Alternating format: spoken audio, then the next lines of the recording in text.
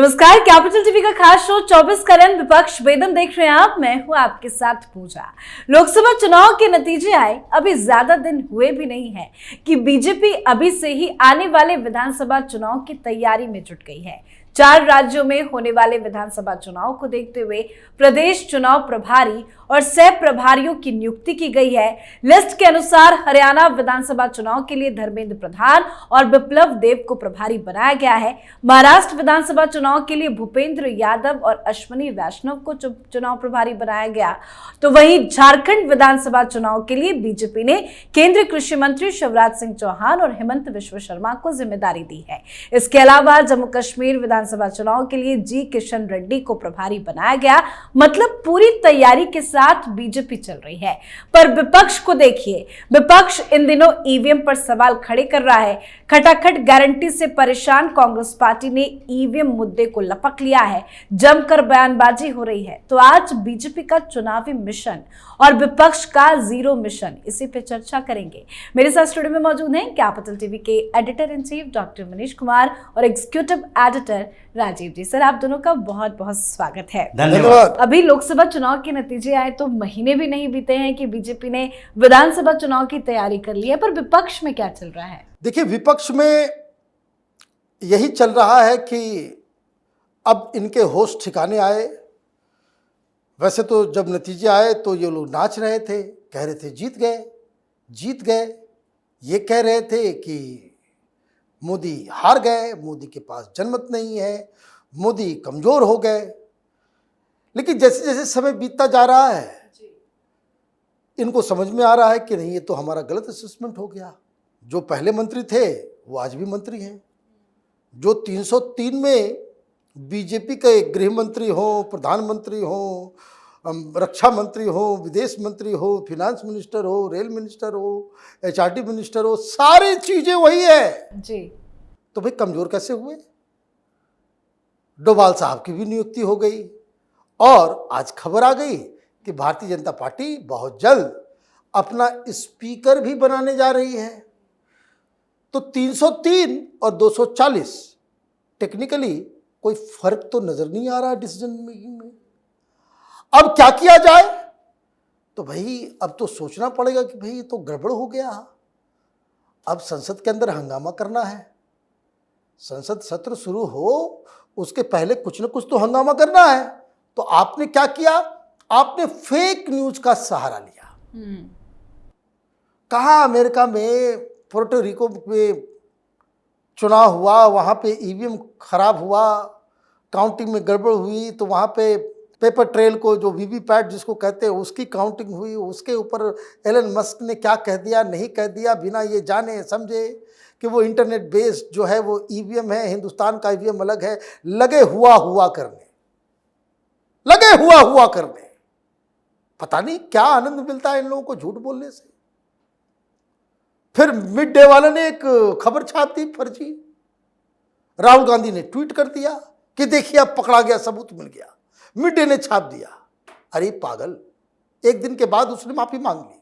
अखबार ने लिखा कि गलती हो गई, माफ कर दो। फ्रंट पेज पे स्टोरी उसने छापी है। तो जरा सा भी ईमानदारी होती विपक्ष में, राहुल गांधी जरा सा भी ईमानदार होते तो जिस तरीके से उन्होंने उस फेक न्यूज के ऊपर ट्वीट किया, तो आज जो माफीनामा छपा है उसी अखबार में, उस अखबार में उसी रिपोर्ट को लेकर उसको भी तो कम से कम करना चाहिए था। तो इसका मतलब क्या है कि उधर बीजेपी अपने काम में लग गई है और विपक्ष और बेईमान हो गया है, और बेईमान हो गया है। अभी इनको जो है मुद्दा ढूंढना है, ईवीएम को जिंदा रखना है, ईवीएम की कंट्रोवर्सी को, कि ताकि जब पार्लियामेंट की शुरुआत हो फिर ये वॉकआउट करे, हंगामा करे नए पार्लियामेंट के अंदर, फिर वही पुराना तरीका। अभी आप देखते जाइएगा, अभी ये लोग डेस्क के ऊपर चढ़ के नाचेगा, अभी सारा काम करेगा ये लोग। कारण क्या है? बुद्धि इनकी भ्रष्ट हो गई है। जरा सा भी इनको एहसास नहीं है कि आप EVM, electoral process, election commission, Indian democracy के ऊपर सवाल जब आप खड़े करते हो नुकसान देश का होता है, जबकि फायदा आपका जीरो होता है। बिल्कुल, कोई मुद्दा नहीं है तो ईवीएम को मुद्दा बनाया जा रहा है। राजीव सर, जो चुनाव प्रभारियों की नियुक्ति विधानसभा चुनाव को लेकर बीजेपी की तरफ से की गई है, क्या रणनीति है? देखिए, जिस तरीके की रणनीति भारतीय जनता पार्टी बना रही है और विपक्ष जो सवाल ईवीएम पर उठा रहा है, इन दोनों के बीच के सामंजस्य को समझिए। ये क्रोनोलॉजी है। भारतीय जनता पार्टी की तरफ से लगातार मीटिंग की जा रही थी। अमित शाह जम्मू कश्मीर के सिक्योरिटी पर मीटिंग कर रहे थे, यानी तय हो गया था जम्मू कश्मीर विधानसभा चुनाव भी होने वाला है। दूसरी तरफ झारखंड, महाराष्ट्र और हरियाणा में तो चुनाव होना ही है सितंबर में। ये सारी जानकारी विपक्ष के पास भी है, खासकर कांग्रेस पार्टी इन सारे राज्यों में चुनाव लड़ रही है। तो ऐसे में हरियाणा में इन लोगों को छोटी सी सफलता मिली अचानक से। जो सफलता इन लोगों को मिली है लोकसभा चुनाव में, वो सफलता में सबसे पहले तो सेंध लग गया राज्यसभा के चुनाव को लेकर। राज्यसभा में एक सीट जो बची हुई थी कांग्रेस पार्टी के पास, वो भी भारतीय जनता पार्टी के पास चली गई। एक ही सीट थी, क्योंकि पहले से 4 सीटें जो थी वो भारतीय जनता पार्टी और उनके सपोर्टर कार्तिकेय शर्मा के पास थी, जो इंडिपेंडेंट है। अब एक सीट जो दीपेंद्र हुड्डा की थी वो भी चली गई भारतीय जनता पार्टी के पास। ये कुछ भी करेंगे, वहां इक्वेशन भाजपा का है। अब विधानसभा चुनाव के लिए Bharatiya Janata party active mode में है।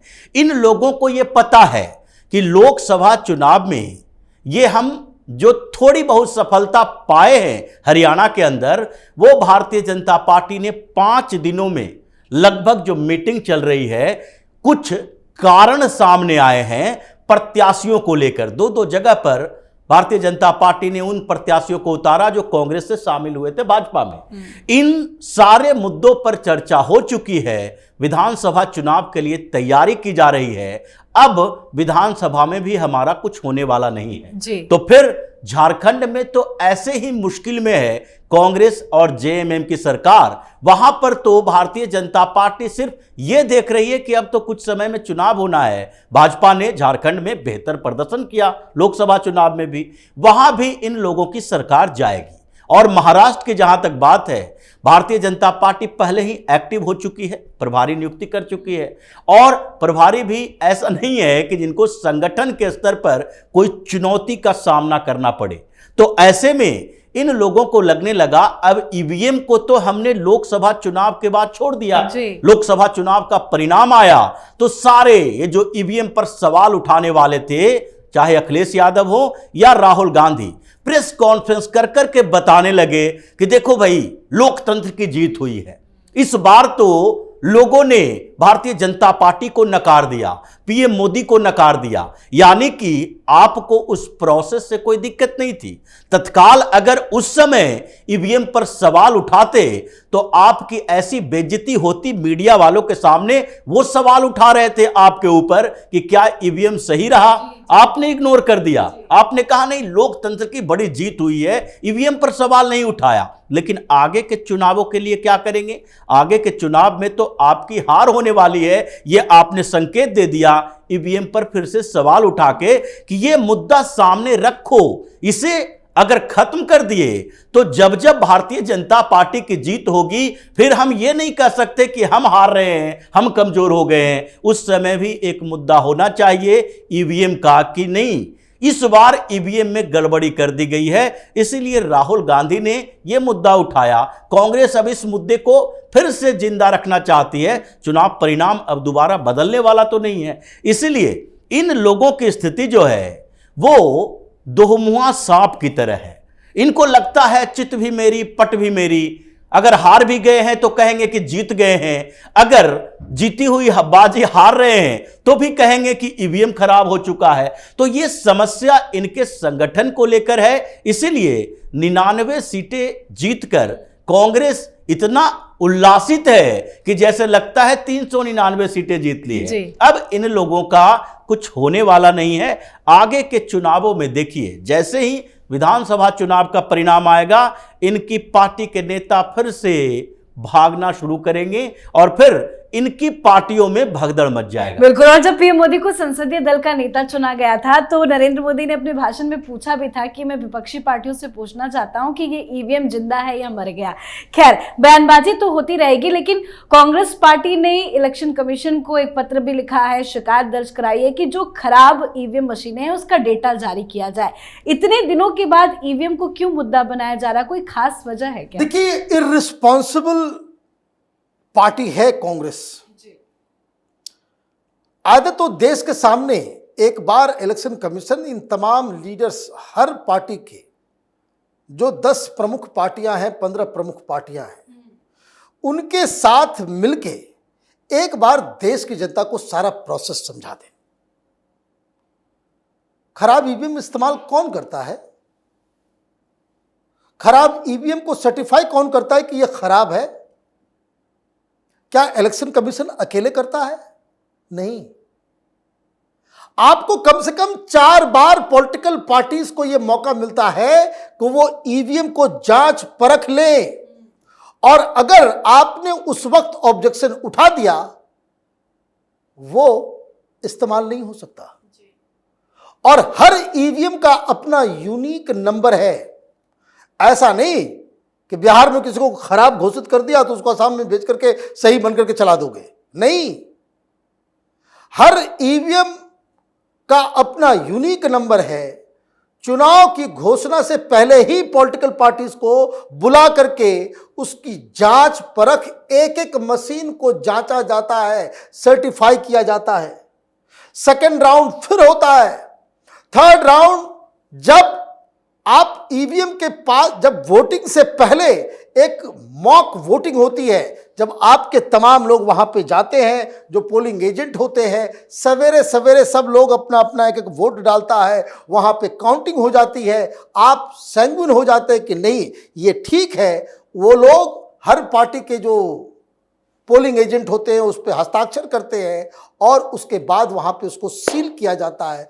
वोटिंग होती है, वोटिंग के बाद फिर सील किया जाता है। यहां तक हर उम्मीदवार को अधिकार है कि उस वोटिंग मशीन के ऊपर अपना सील लगा दे, अपना धागा चपरा लगा करके उसको बंद कर दे।